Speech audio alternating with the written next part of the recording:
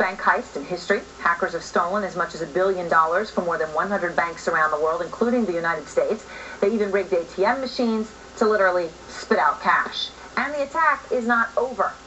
Laurie Siegel is out front with tonight's Money and Power. It's been called the Ocean's 11 of cybercrime. Hackers in Russia, China, all over Europe, coming together to hack 100 banks in 30 countries. How successful? Up to $1 billion in stolen cash. Going undetected for 2 years until banks started noticing something suspicious.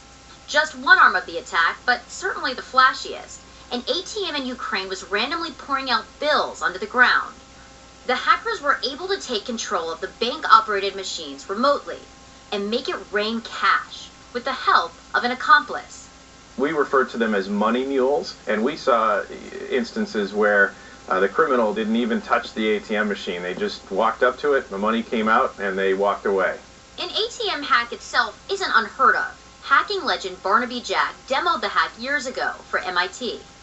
I found a vulnerability which will allow me to bypass all of these passwords and then upload my own software onto the ATM remotely. I'm not naive enough to think that I'm the only person who could do this. Nico Sell is someone who tried to do this, attempting to hack into an ATM, dispensing gold bars. We're in the Palace Hotel in Abu Dhabi, all these hackers building a human shield around the gold machine because there's cameras everywhere acting like we're tourists taking pictures, and have to unplug the machine because that's usually how you get the IP address. And then you wait till it restarts, you plug it back in. $1 billion gone, and the attack might not be over yet. Banks may not even realize they've been compromised. It's a haul that would make even Danny Ocean blush. It does feel like we've seen another milestone in the arc of cyber attack history.